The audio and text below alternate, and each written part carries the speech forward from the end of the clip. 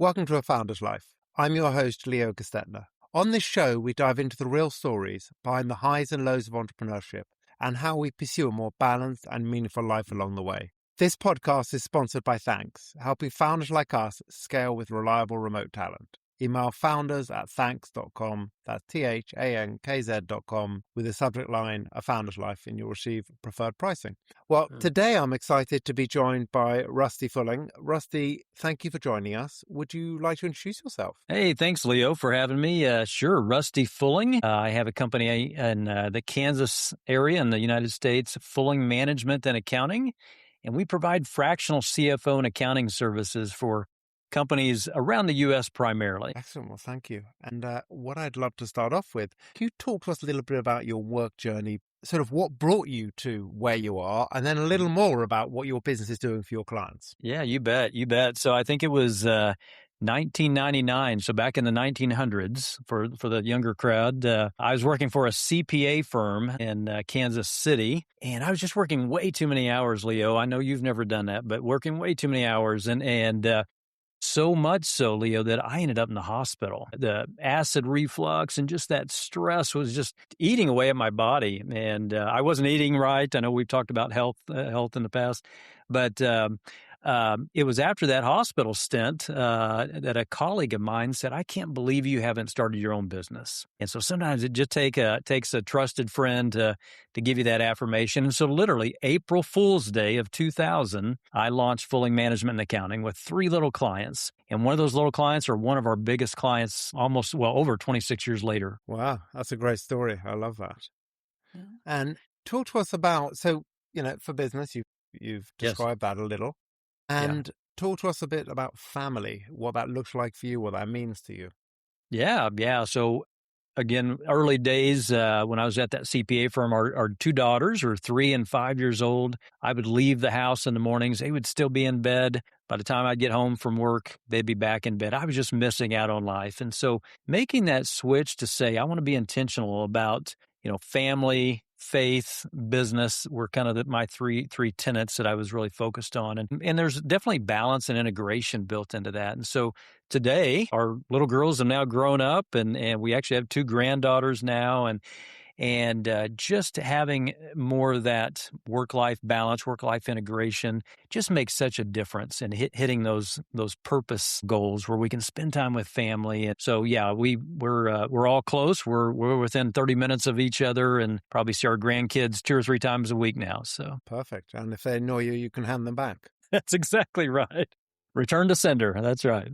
And talk to us about health. Obviously, I can see a bunch of medals in the background there. Talk to us about how health looks for you, whether that be mental health, physical health, nutrition, running. Yes. So those are just a prompt for today, since I know you're quite the runner, but we talked about that as well. But yeah, it was about, I think I was about to turn 50 years old. So a few years ago, but I told my wife, I said, "Hey, before I turn 50, I want to run a 5K. Leo, I'd never run before in my life, so a 5K sounded pretty daunting. And she goes, "Oh, that's sweet, honey. You should do that." And so, I'm thinking, how do I train for a 5K? And next Sunday at our church, our pastor gets up and says, "Hey, we're going to do a partnership with a group called World Vision to raise money for clean water around the world. And we're going to run a half marathon or a marathon to raise funds for that." And my wife kindly elbowed me and said, "You should do that half marathon thing." And I thought, okay, that's different than a 5K. I don't know if you realize that. So that was my journey, my second half of life here as far as health. I'll tell you, and I'm sure, I know you've experienced this too, but just doing something like that, ours was definitely for purpose, for, beyond us. But boy, personally, it really helped.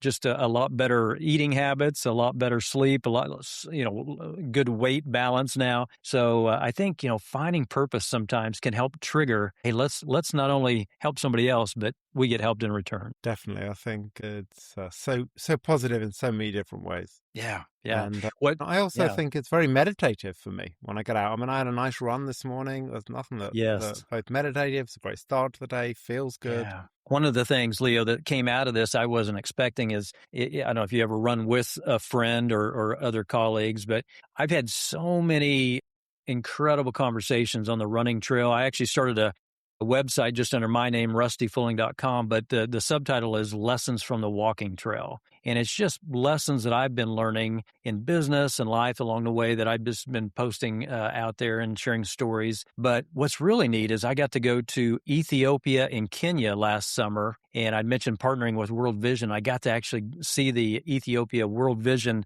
headquarters where they go out and do the digging of the wells and help provide that clean water. So running, which I thought was just going to be a little 5K, has literally taken me to Ethiopia, to Honduras, to Canada, to all different places. And again, not to win medals necessarily, but just to make impact. And sometimes that's just walking along the trail with another friend. That's beautiful.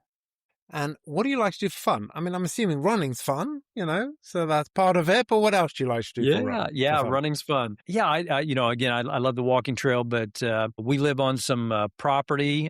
We bought an old house built in 1860, so an old farmhouse years ago. And we love hosting groups. And so we will have church groups, school groups, different groups out for bonfires. And we used to do hay rides and all kinds of fun things. But love hosting and just creating space for people to connect. So that's definitely one of the things. And again, when you begin having grandkids, boy, definitely grandkids will keep you busy. So love doing field trips and just fun little things with a 4 and a 6-year-old these days.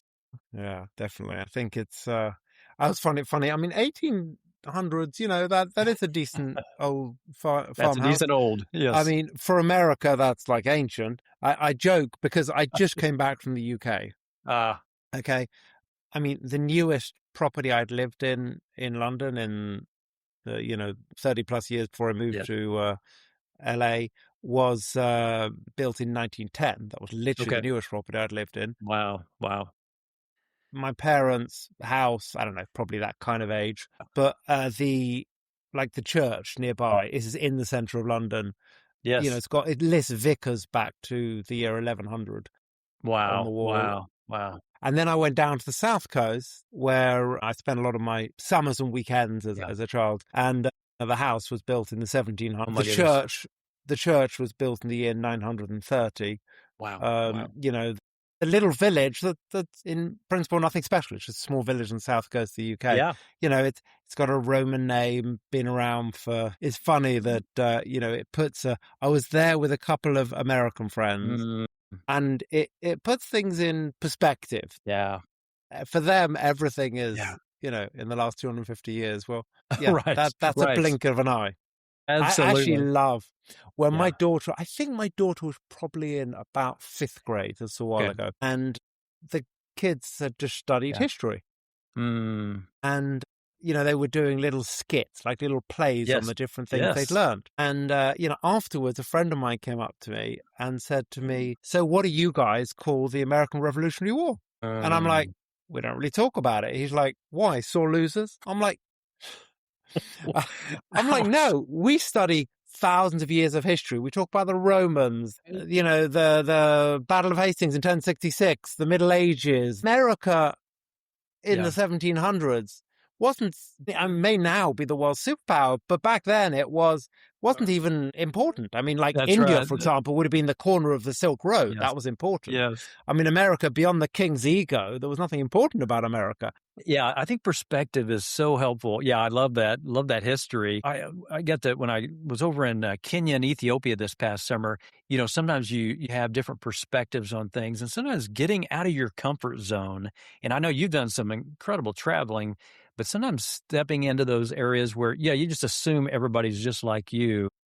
And then you step into something like, oh my goodness. And sometimes it's, you may have some empathy for their situation, but you also can have some appreciation. Wow. Appreciation for a building in the 1700s and getting to have that incredible history that you were just describing. So I love that. Yeah. And so you seem to have a pretty balanced life, hence why you started your business. Yeah. But talk a little bit about that. What balance looks like for you. And, balance, again, I often say this, but balance to me is that center line. No one's permanently in balance. That's right. Tax season, you are not in balance. But overall, how do you look at a balanced life? Yeah. Your comment reminded me of flying an airplane. If you think pilots have talked about this, where it's not a straight line when you're going somewhere, you're constantly making those adjustments. And I think for perfectionists, no, you got to stay. That can be really difficult. And so a couple of things that were helpful, Leo, just not too long ago was going through an exercise to kind of help develop some purpose. Like, what's your purpose? What are you made for? And for me, I came up with 5 words. They're encourage, guide, equip, listen, and serve. And what's really neat about those is those can be used in business and in personal life. And once you kind of determine, hey, what is your purpose? All of a sudden, if you're leaning into those, boy, it really balances things out because you're doing the things you're made for. A book by a guy named Patrick Lencioni talked about working geniuses. And he broke it down into 6, 2 that you're a genius in, 2 you're okay in, and 2 that are frustrations. And if you're always working in your frustrations, that's going to feel like unbalance all day. Leaning into your purpose, into your geniuses, man, that's part of that balance. And for me, again, it's probably faith, family, and business kind of stuff. And so, making sure you're putting on top what's those priorities and making sure that's the focus and you're not getting distracted by the shiny objects. That makes a lot of sense. And talk a little bit about one of the questions I always like is, what has been a pivotal moment in your life? Yeah. Well, definitely, we talked about one just in business as far as taking a leap in entrepreneurship. Sometimes it's I'd say another pivotal moment is deciding to say no at certain times in business. When around 2020, we started getting tons of inquiries to purchase our business, and that's pretty common these days.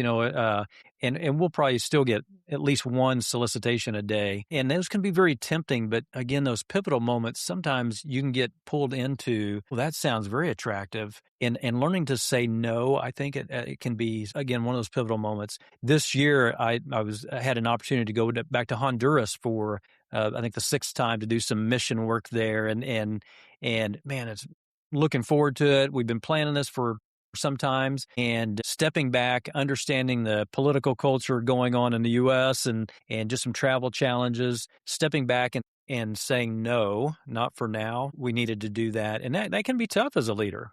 And one of those pivotal moments to say, hey, I know we promised we're going to do this, but circumstances have changed and we need to unpromise. And so that's been those kind of things. Saying no has been one of those pivotal moments. And you're so right there on sometimes you may have said yes, but you've realized that was wrong. And you're not doing anyone a favor. Like, especially, for example, a potential client. You said yes to a deal, but then you've realized that actually you're not right for that. Yeah.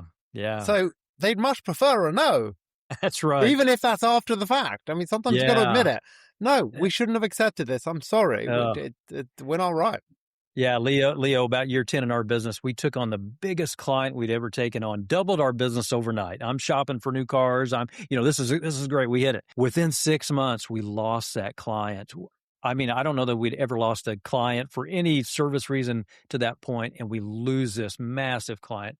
Just heartbreaking. Well, the problem was they were not a good fit for us. We were not a good fit for them. They were way too big for what we do. And what's fascinating is that same client came to me, I think year 20, so 10 years later, and said, hey, would you be interested in doing this work for us? And I'm like, no, we tried that before. Between then and in that year 20, we had identified that ideal client profile. Sometimes we don't take the time to do that. We're just chasing the deal. So again, that's one of those pivotal moments too, is, defining who you serve best, and don't get sucked into the big, this would be great, because for that situation, it was saying no was the right thing. It was an expensive lesson, year 10. The other thing I think is really important for people to learn is sometimes you've got to fire a client. Yeah. And for me, there's one of 2 reasons, really. It's that small little client that actually is just not worth the work.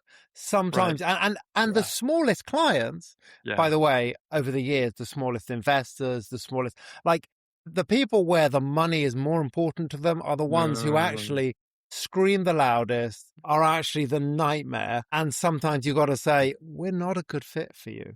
The other one is, I'm a massive believer as I've got older in the no arseholes rule. I've definitely fired clients who I'm not saying I have to love everyone I work with, because I don't.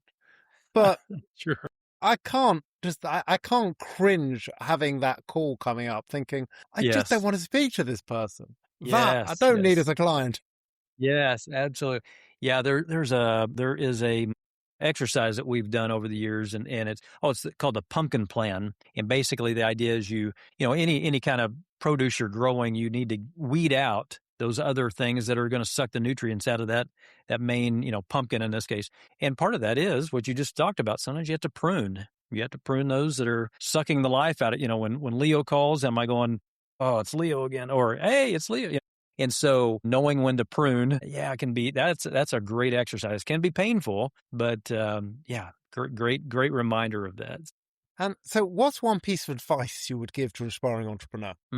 Yeah, I would say don't do it alone. I think so many times business leaders get stuck in the nobody's going through or have gone through what I'm going through, or I'm having trouble making payroll or paying bills or just facing a challenge. And so don't do it alone. There's some incredible advisory groups, roundtables, mastermind groups. There's different names for them. So many are now virtual, and so that's where I've seen so many business leaders just thrive versus just survive when they have that supportive community. So I definitely encourage, look for ways to engage in community. Great.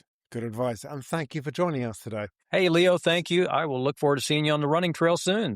Thank you. And how can people find you? Hey, Rusty Fuhling on LinkedIn is probably the easiest, or Fuhling MGMT is our company website. But yeah, thanks so much, Leo. Appreciate you having me on today. Well, thank you. And thanks for listening to today's episode.